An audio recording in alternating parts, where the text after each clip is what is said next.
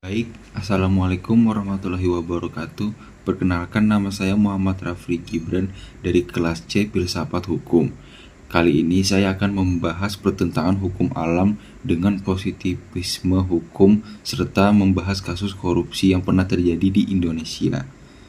Baik, dalam kajian filsafat hukum, pertanyaan mendasar yang muncul adalah apakah hukum harus selalu adil atau cukup sah secara formal saja? Pertanyaan ini melahirkan perdebatan klasik antara aliran hukum alam dengan positivisme hukum. Perdebatan ini tidak hanya bersifat teoritis, tetapi juga memiliki implikasi nyata dalam praktik penegakan hukum, khususnya dalam kasus-kasus besar yang terjadi di Indonesia yang menyangkut kepentingan rakyat besar. Hukum alam berpandangan bahwa hukum seharusnya tidak sekedar hanya aturan, tetapi juga harus mencerminkan nilai moral, rasa keadilan, dan nurani masyarakat. Sebaliknya, positivisme hukum melihat hukum sebagai aturan yang tertulis dan yang sah karena dibuat oleh lembaga yang berwenang tanpa perlu menilai apakah aturan itu adil atau tidak secara moral. Namun dalam praktiknya, benturan antara dua pandangan ini cukup terasa, terutama ketika kita memandang kasus-kasus besar yang menyangkut kepentingan masyarakat. Salah satunya adalah contoh kasus korupsi proyek EKTP yang pernah terjadi di Indonesia. Dalam kasus ini, masyarakat tentu merasa marah dan kecewa karena uang negara yang seharusnya digunakan untuk pelayanan publik justru malah dikorupsi. Ya, walaupun apapun kasus korupsinya, masyarakat ya pasti marah sebetulnya. Banyak masyarakat yang merasa hukuman yang dijatuhkan kepada pelaku korupsi belum sepenuhnya mencerminkan apa itu keadilan. Namun di sisi lain, aparat penegak hukum beralasan bahwa mereka sudah memutus perkara sesuai aturan yang berlaku. Dari sinilah konflik antara keadilan moral dengan kepastian hukum itu pun muncul. Lalu, saya akan membahas kasus EKTP. Namun, sebelum saya membahas kasus tersebut, saya akan membahas apa itu EKTP terlebih dahulu. EKTP adalah dokumen kependudukan yang memuat sistem keamanan atau pengendalian baik dari segi administrasi ataupun teknologi informasi dengan berbasis pada database kependudukan nasional. Satu keping EKTP terdiri dari belangko plastik dan mikrochip. Menurut ahli, material plastik yang digunakan untuk EKTP adalah jenis polietilene terephthalate PET atau polyvinyl terephthalate glycol. Pembuatan EKTP berguna untuk memudahkan validasi data kependudukan dan menjamin efektivitas dan efisiensi dalam pelayanan publik kepada masyarakat. Setelah beberapa kali pertemuan, disepakati anggaran proyek EKTP sebesar 5,9 triliun rupiah. Guna merealisasikan fee kepada anggota DPR, Andi membuat kesepakatan dengan Novanto, Anas, dan Nazarudin tentang rencana penggunaan anggaran. Namun, ada persekongkolan dalam realisasi niat baik tersebut. KPK butuh 4 tahun untuk mengungkap kasus tersebut.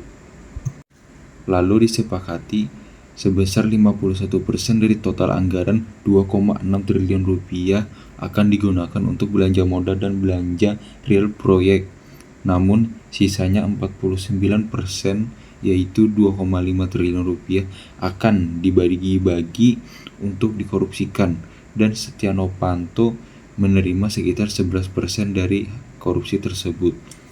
Kalau kita melihat dari sudut pandang hukum alam, korupsi EKTP jelas merupakan suatu perbuatan yang sangat tidak bermoral. Para pelaku tidak hanya melanggar undang-undang, tetapi juga merusak rasa keadilan dan kepada masyarakat terhadap penegak hukum negara.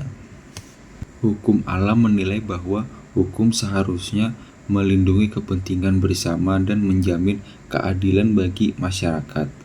Dalam kasus ini, uang rakyat yang seharusnya digunakan untuk pelayanan publik justru disalahgunakan oleh segelintir orang. Maka, secara moral, hukuman terhadap pelaku korupsi seharusnya setimpal dengan dampak apa yang mereka timbulkan. Dari perspektif ini, Ketika hukuman dianggap terlalu ringan, masyarakat akan merasa keadilan belum benar-benar ditegakkan. Bukan semata-mata karena ingin balas dendam, tetapi karena ada harapan bahwa hukum itu bisa memulihkan rasa keadilan yang mereka harapkan atau yang sudah rusak. Berbeda dengan hukum alam, positivisme hukum memandang bahwa tugas utama hakim adalah menerapkan hukum sebagaimana tertulis dalam undang-undang. Selama aturan itu berlaku dan prosedurnya dijalankan dengan benar, maka putusan itu akan dianggap sah secara hukum. Dalam kasus EKTP, hakim terikat pada Undang-Undang Pemberantasan Tindak Korupsi. Hakim tidak bisa menjatuhkan hukuman semata-mata karena tekanan publik atau rasa marah dari masyarakat. Semua harus berlandaskan alat bukti dan pidana yang telah ditetapkan oleh undang-undang yang telah diputuskan. Pendekatan ini memang memberikan kepastian hukum, tetapi sering dianggap terlalu kaku. Disinilah muncul kritik bahwa hukum terasa jauh dari rasa keadilan yang dihadapkan oleh masyarakat. Dari kasus ini kita bisa melihat bahwa baik hukum alam maupun hukum positivisme memiliki kelebihan maupun kekurangan. Hukum alam memberikan arah moral, tetapi bisa menjadi subjektif jika tidak dibatasi. Positivisme hukum memberikan kepastian, tetapi bisa terasa dingin dan tidak terlalu manusiawi. Kasus korupsi EKTP menunjukkan bahwa kejahatan luar biasa seperti korupsi membutuhkan pendekatan yang lebih manusiawi dan berkeadilan tanpa mengorbankan kepastian hukum. Lalu selanjutnya adalah rekomendasi solusi yang bagaimana seharusnya hukum itu berlaku di Indonesia. Yang pertama, hukum tidak boleh lepas dari moralitas. Aliran hukum alam mengajarkan bahwa hukum yang baik adalah hukum yang selaras dengan nilai moral. Hukum yang bertentangan dengan keadilan, kejujuran, dan kepentingan umum akan kehilangan legitimasi moralnya, meskipun sah secara formal.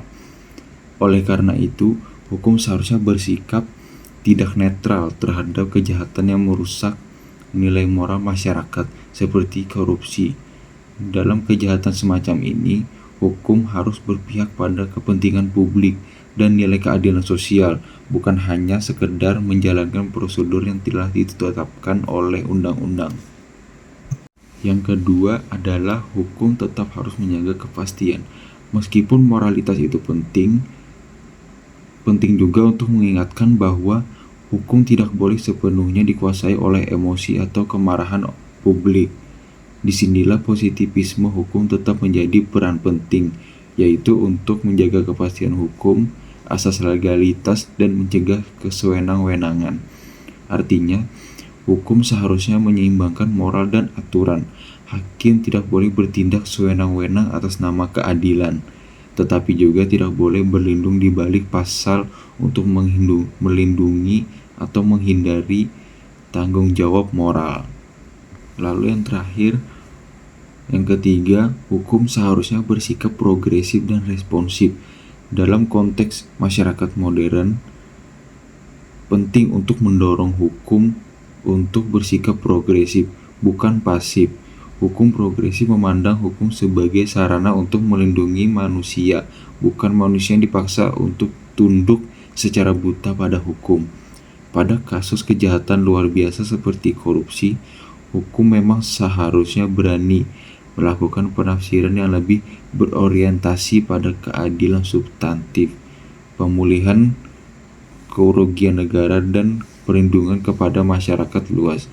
Hukum seharusnya bersikap transparan, konsisten, dan berorientasi kepada keadilan, agar masyarakat merasa hukum benar-benar bekerja untuk mereka.